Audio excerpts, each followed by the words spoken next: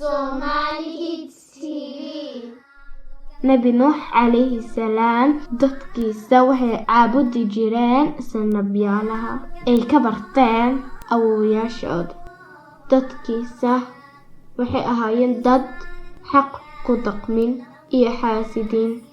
Nabi Nuux calayhi salaam dadkiisa wuxuu ku yeerayay inay Ilaahay ka cabsadaan 950 sano. Dadkii fiicnaay ee masaakiinta ahaay wuxuu baray bay ku dhaqmaan. Kibarka badnaa asaga waxay ku yeereen ina been low ahaa ee waxay sii wadeen ina sanabyaalahooda caabudaan.